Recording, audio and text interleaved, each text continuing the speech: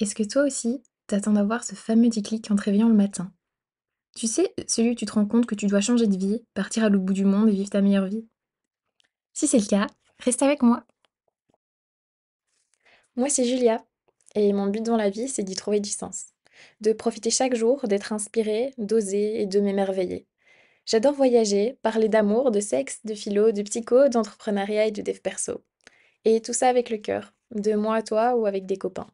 Alors installe-toi comme moi, avec une soupe, et oui, pas de café latte pour moi, et prends un moment pour toi.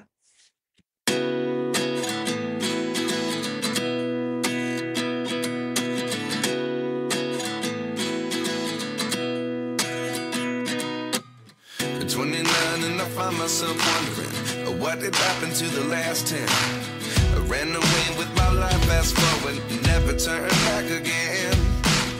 It's kind of funny that the more we pass time, the more we need to set the rewind.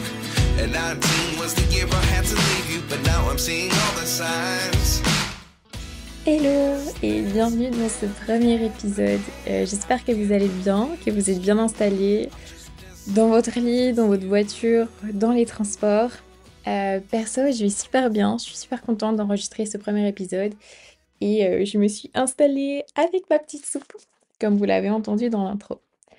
Alors pour ce premier épisode, j'avais super fort envie de vous parler de quelque chose qui, je pense, va parler à beaucoup de monde. En tout cas, je parle de ma génération, mais j'ai 22 ans.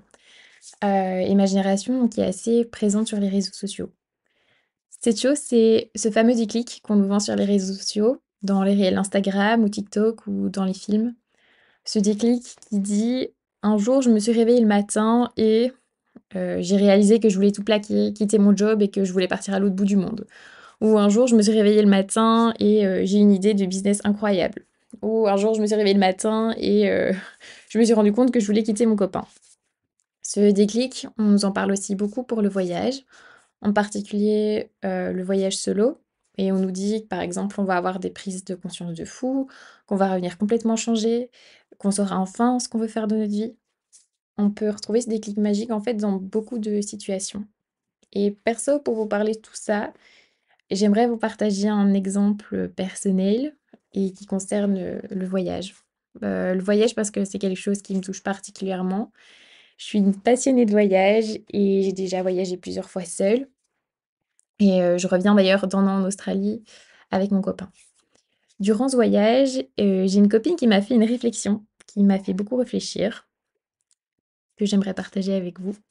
Elle m'a dit quelque chose du genre, bon je sais plus, mot pour mot, mais c'était quelque chose comme ça: «Moi, on m'avait dit que quand tu pars en voyage seule, tu as des déclics, tu te rends compte de plein de choses, tu apprends à mieux te connaître, mais moi j'ai pas tous ces déclics». Alors, sur le moment, je me suis dit que c'est sûrement parce qu'elle avait pas vécu son voyage à fond, qu'elle avait pas rencontré les bonnes personnes. Et en fait, en y réfléchissant, parce que c'est quelque chose qui m'a perturbée, je me suis rendu compte que pas du tout. Je me suis rendu compte qu'en fait, bah, c'est des clés qui sont pas magiques, qu'elle était pas anormale, que j'étais pas anormale non plus si, le lendemain, quand je me réveille, j'ai pas réalisé que je voulais partir en Guadeloupe créer mon élevage de chiens. Bon, c'est un bête exemple, hein, je veux pas du tout partir en Guadeloupe créer mon élevage de chiens, mais comme ça, vous voyez un peu ce que je veux dire. Je pense que si mon ami, si moi ou si vous, vous faites aussi cette réflexion, c'est parce qu'on est tous de plus en plus connectés, ce qui est normal dans notre monde. On entend de plus en plus d'histoires, on voit de plus en plus de vidéos qui sont super belles d'ailleurs, comme, tous les réels sur Instagram. Hem Et en fait, les storytelling sont de mieux en mieux ficelés et de plus en plus vendeurs et c'est super bien parce que ça permet d'inspirer, de raconter de belles histoires. Mais je pense que parfois, il faut aussi savoir prendre du recul et savoir que c'est une histoire et que c'est pas forcément la réalité, ou en tout cas que c'est qu'une partie de la réalité. Parce que sinon, bah, comme mon ami, par exemple, les gens qui vont partir voyager, ils vont attendre un déclic qui n'arrivera jamais. Bon, maintenant, je vais aussi vous dire quelque chose qui va un peu à l'encontre de ce que j'ai dit avant, enfin, en tout cas, qui peut paraître être à l'encontre de ce que j'ai dit avant, mais pourtant ça a du sens et vous allez comprendre par la suite. En fait, tous ces déclics-là, ils sont bien là, parce que moi je les ai eus. J'ai eu ce déclic de me dire que je me sentais plus bien dans ma vie, que je voulais arrêter mes études et partir en voyage, pardon. J'ai eu ce déclic de me rendre compte que je voulais arrêter une relation qui me faisait du mal. J'ai eu beaucoup de déclics. mais le truc, c'est que bien souvent, ils arrivent pas du jour au lendemain. Pour moi, en fait, ces déclics, ce sont juste des prises de conscience. Mais des prises de conscience qui se font en plusieurs jours, en plusieurs semaines, en plusieurs mois parfois. À l'échelle d'une vie, oui, ce sont des déclics. Et pour avoir ces prises de conscience, pour moi, il faut tout simplement mettre de la conscience sur ce qu'on vit et ce qu'on ressent. Le voyage, en fait, proche ou lointain, c'est en fait juste une super bonne manière d'être dans un environnement différent, ce qui va faciliter les prises de conscience.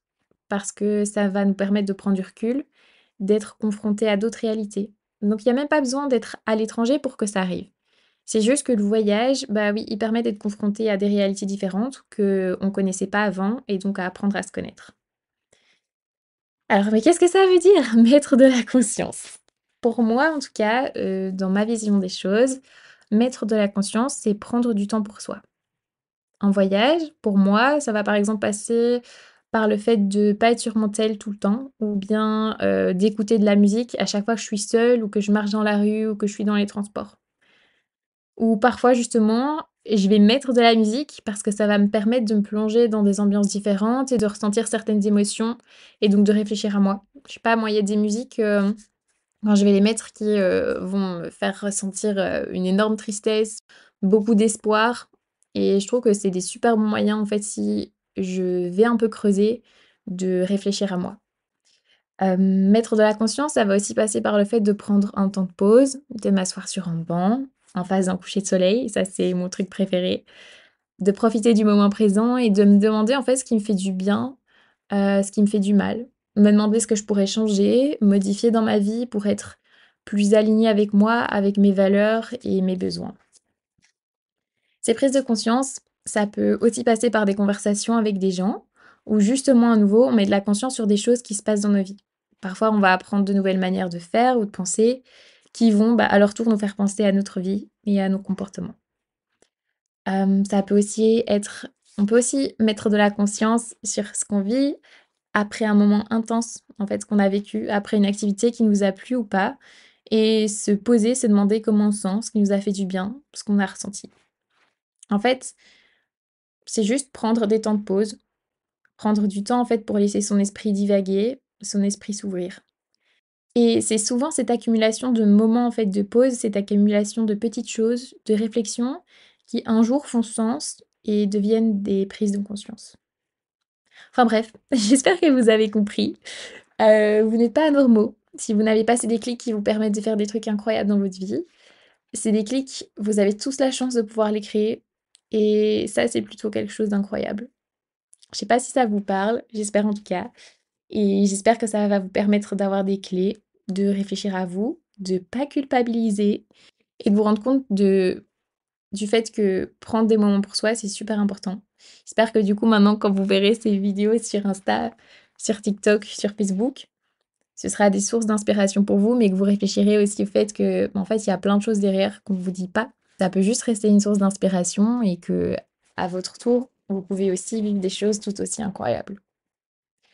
Je pourrais d'ailleurs faire un podcast sur les besoins, sur l'introspection, un sujet du genre, parce que je vous parle beaucoup du fait de mettre de la conscience sur ce que vous ressentez, etc. Mais j'explique pas spécialement comment aller chercher en fait c'est quoi ces besoins, c'est quoi ce qu'on ressent. Donc, si ça vous intéresse, dites-le moi. En tout cas, j'espère que ce premier podcast vous a plu. Il était très court, mais c'était mon intention étant donné que c'est le premier pour que vous puissiez capter un peu mon univers et si c'est le cas, s'il vous a plu, s'il vous a touché, qu'il a égayé votre journée ou soirée, n'hésitez pas à le partager à d'autres personnes qui pourraient en avoir besoin. Parfois, partager, c'est donner un peu de bonheur à quelqu'un d'autre. Je vous fais plein de bisous et je vous dis à la semaine prochaine. Bisous!